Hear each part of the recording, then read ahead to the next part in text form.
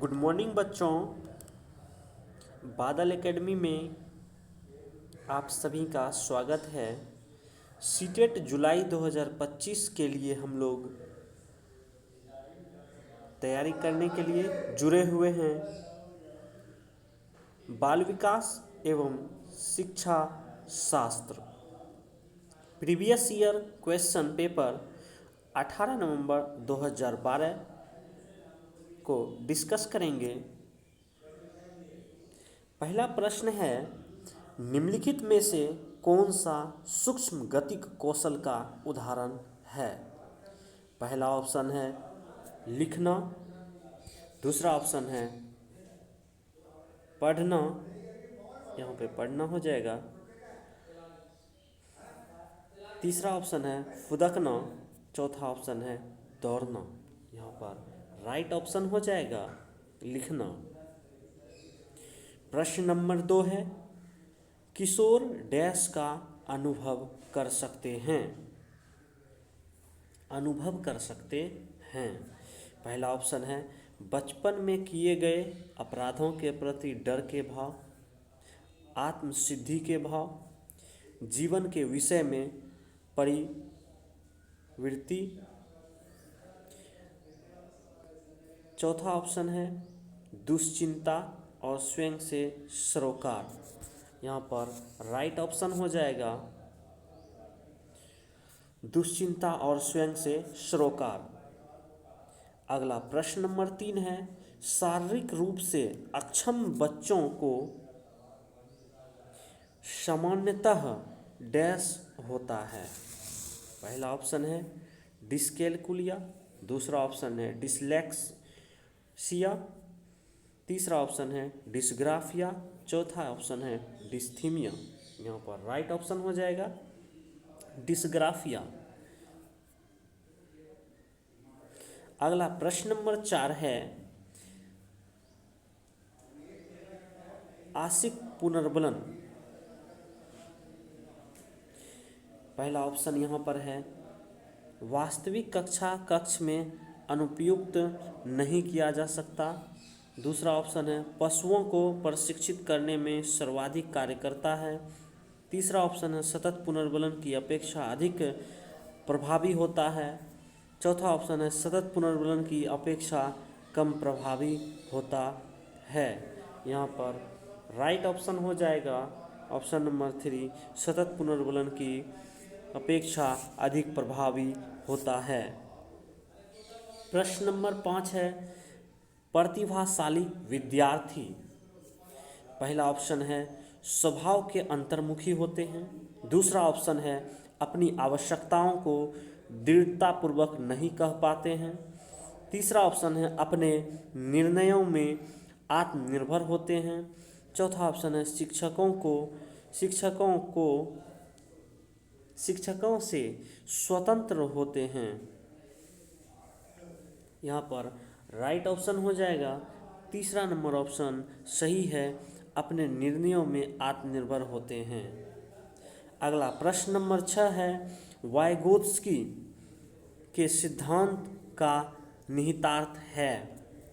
यहाँ पर option number 1 है प्रारंभिक व्याख्याय के बाद कठिन सवालों को हल करने में बच्चे की सहायता न करना, दूसरा ऑप्शन है बच्चे उन बच्चों की संगति में श्रेष्ठतम रूप से सीखते हैं जिनका बुद्धि लब्धांक उनके बुद्धि लब्धांक से कम होता है, तीसरा ऑप्शन है सहयोगात्मक समस्या समाधान, चौथा ऑप्शन है प्रत्येक विद्यार्थी व्यक्तिगत रूप से दत्त कार्य देना। यहाँ पर राइट ऑप्शन हो जाएगा ऑप्शन नंबर 3, सहयोगात्मक समस्या समाधान। प्रश्न नंबर 7 है, चिंतन के सूचना प्रक्रम सिद्धांत में निम्नलिखित चरण आते हैं। यहाँ पर पहला ऑप्शन है प्रतिक्रिया क्रियान्वय, दूसरा ऑप्शन है प्रतिक्रिया चयन, तीसरा ऑप्शन है पूर्व प्रक्रमण, इन चरणों का पूर्व प्रक्रमण, चौथा ऑप्शन है श्रेणीकरण।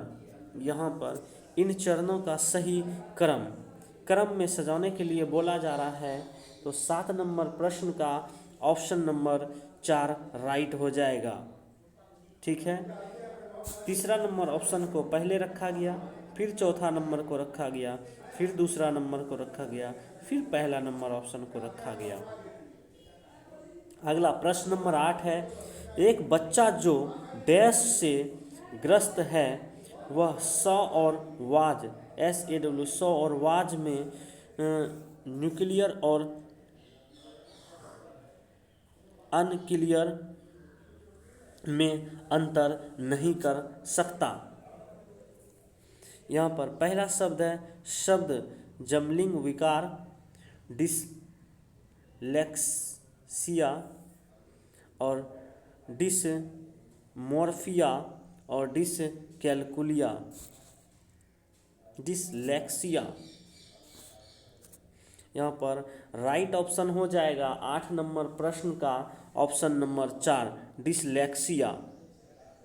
अगला प्रश्न नंबर 9 है, सीखने संबंधी नियोग्यताएं सामान्यतः पहला ऑप्शन है लड़कियों की तुलना में अधिकतम लड़कों में पाई जाती है।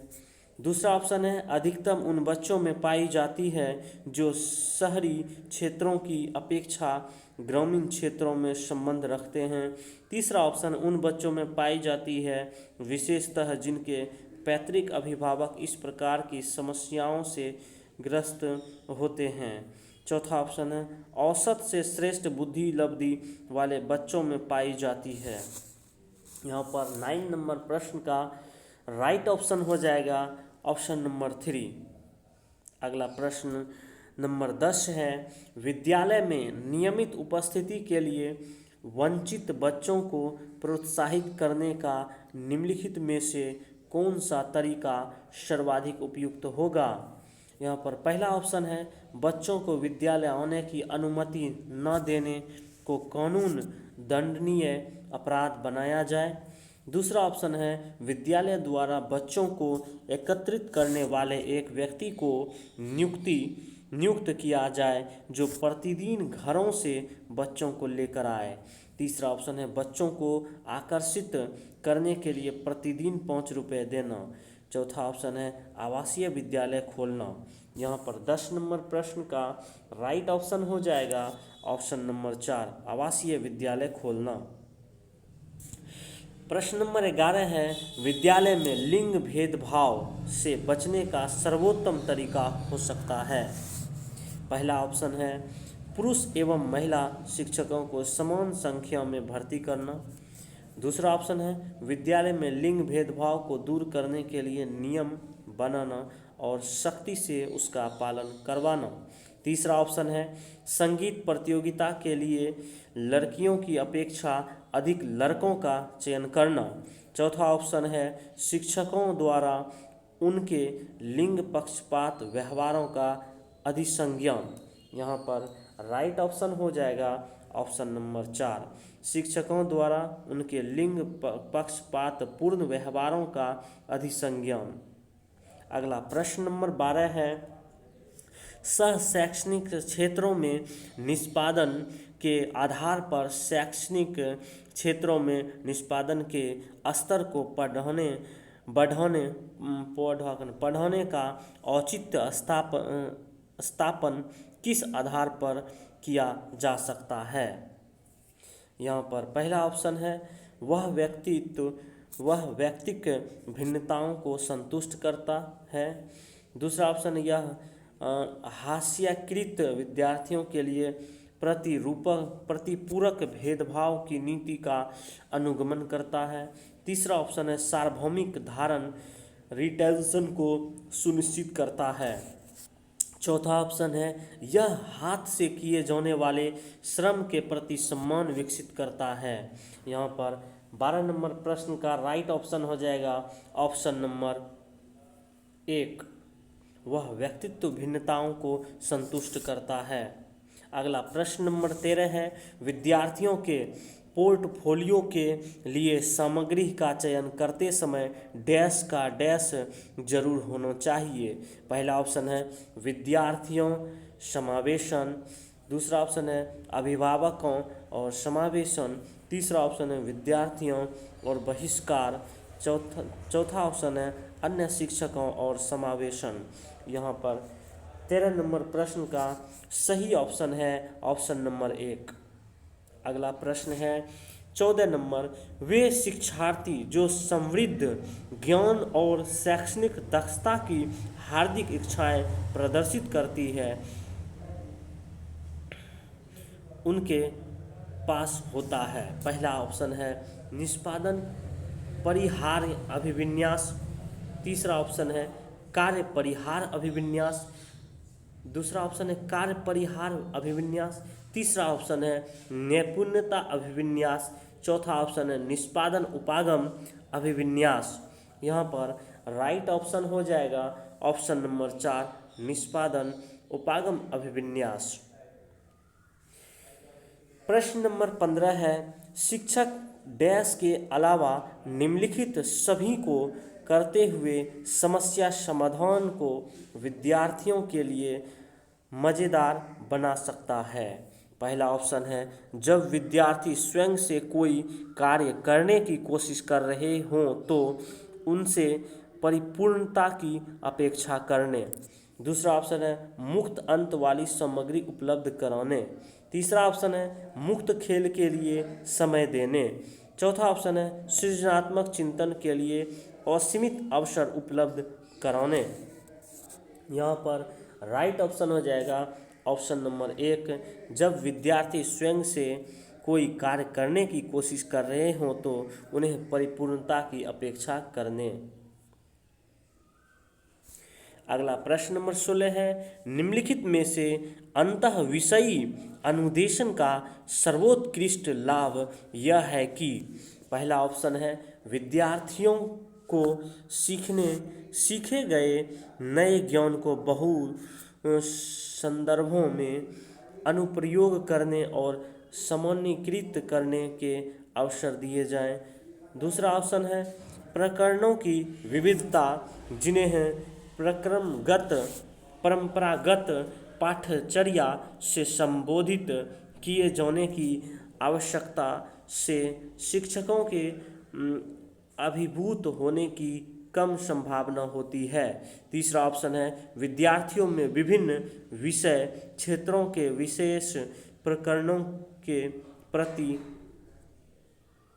नापसंदगी विकसित होने की कम संभावना होती है, चौथा ऑप्शन है पाठ योजना बनाने और गतिविधियों में शिक्षकों को अधिक लचीलेपन की अनुमति होती है। यहाँ पर राइट ऑप्शन हो जाएगा ऑप्शन नंबर 1 विद्यार्थियों को सीखे गए नए ज्ञान को बहु संदर्भों में अनुप्रयोग करने और सामान्यीकृत करने के अवसर दिए जाएं।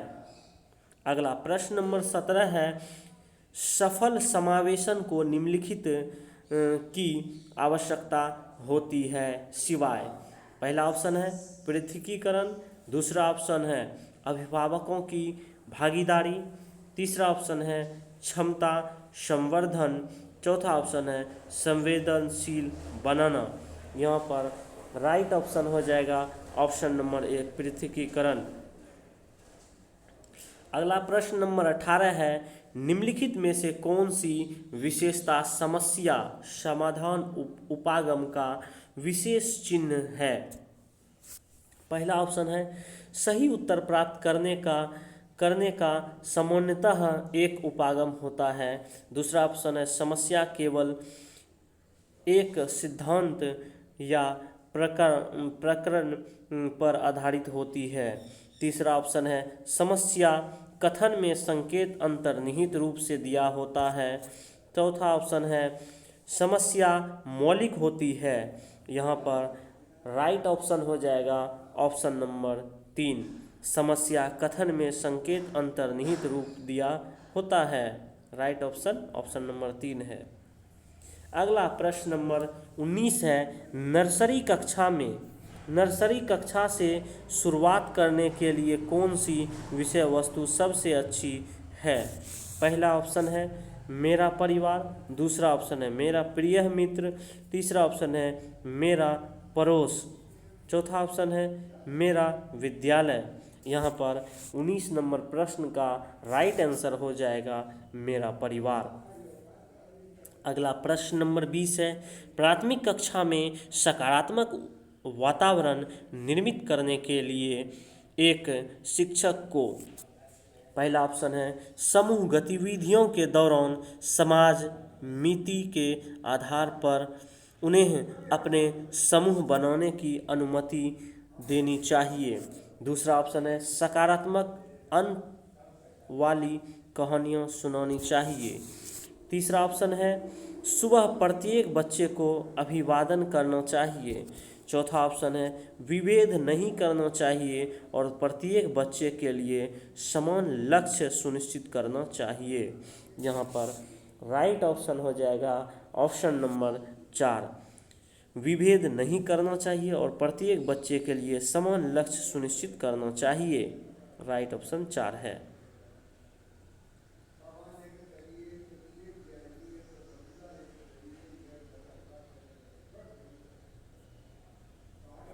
यहाँ पर राइट ऑप्शन 4 है। अगला प्रश्न नंबर 21 है, बच्चों द्वारा की जाने वाली त्रुटियों के संबंध में निम्नलिखित में से कौन सा कथन सत्य है? ऑप्शन नंबर 1 है एक शिक्षक को प्रत्येक त्रुटि पर ध्यान नहीं देना चाहिए अन्यथा पाठ्यक्रम पूरा नहीं होगा, दूसरा ऑप्शन है प्रत्येक त्रुटि को सुधारने में बहुत अधिक समय लगेगा तथा एक शिक्षक के लिए थकाने वाला होगा, तीसरा ऑप्शन है स्वयं बच्चों द्वारा त्रुटियों को सुधारा जा सकता है इसलिए शिक्षक को उन्हें तुरंत ही नहीं सुधारना चाहिए, चौथा ऑप्शन है यदि एक शिक्षक कक्ष में सभी बच्चों की त्रुटियों को सुधारने योग्य नहीं है तो यह संकेत करता है कि शिक्षा की व्यवस्था असफल है। यहाँ पर ऑप्शन नंबर 4 सही है। यदि एक शिक्षक कक्ष में सभी बच्चों की त्रुटियों को सुधारने योग्य नहीं है तो यह संकेत करता है कि शिक्षा की व्यवस्था फेल है।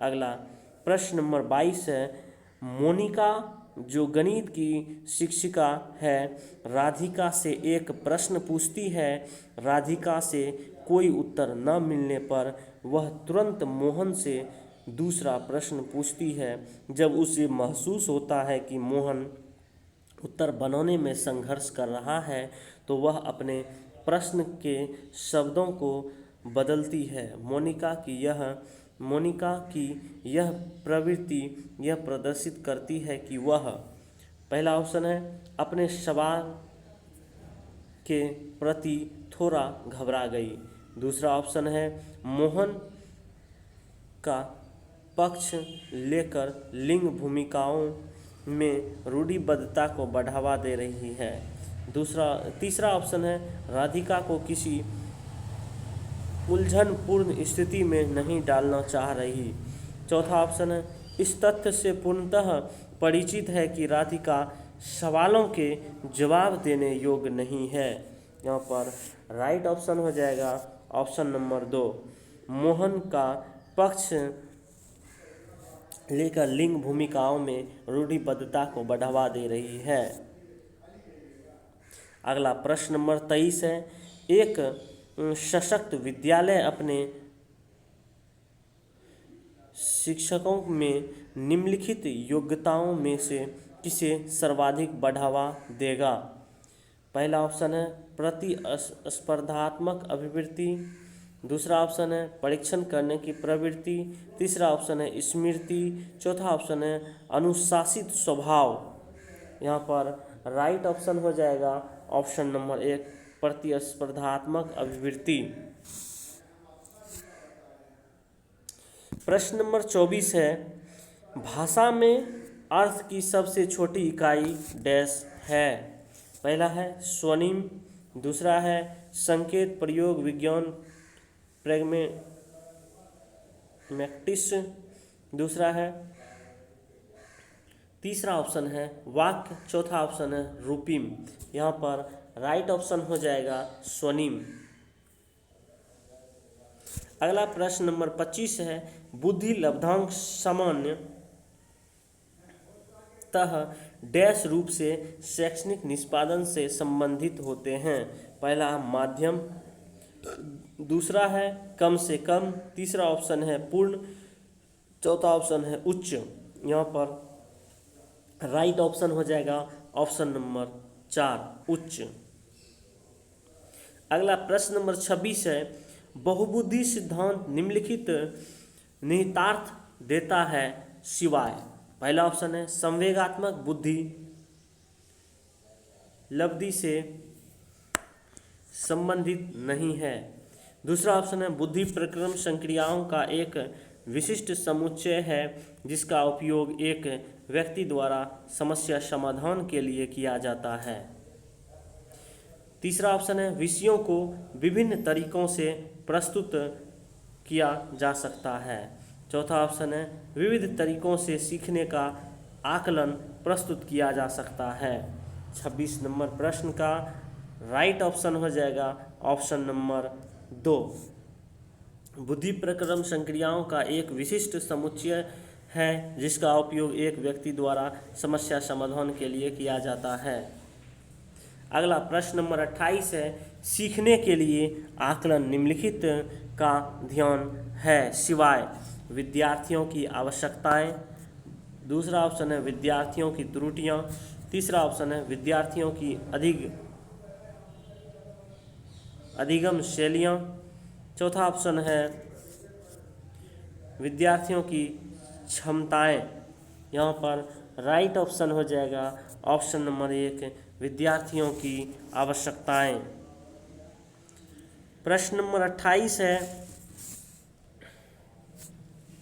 एक जुड़वा भाइयों में से एक को सामाजिक आर्थिक रूप से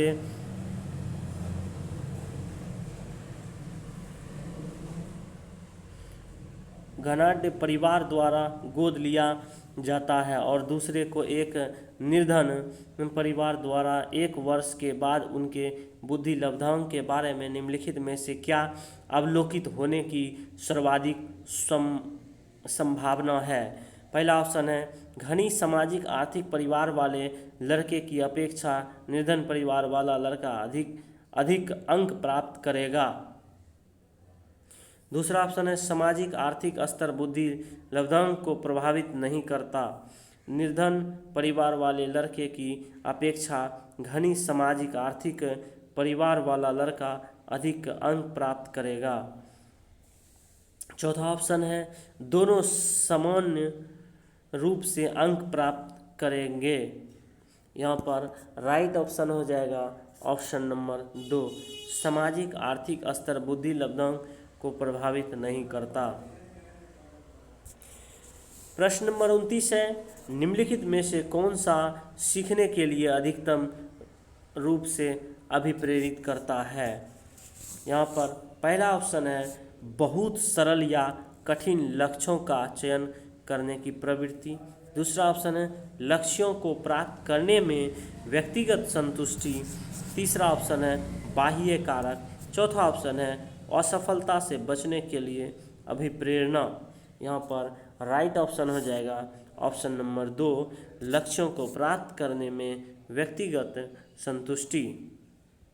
अगला प्रश्न नंबर 30 है 16 वर्षीय बच्चा बुद्धि लब्धि परीक्षण में 75 अंक प्राप्त करता है, उसकी मानसिक आयु डैश वर्ष होगी। यहाँ पर पहला ऑप्शन है 15 वर्ष, दूसरा ऑप्शन है 8 वर्ष, तीसरा ऑप्शन है 12 वर्ष, चौथा ऑप्शन है 14 वर्ष। यहाँ पर राइट ऑप्शन हो जाएगा ऑप्शन नंबर 2 12 नंबर ऑप्शन सही है।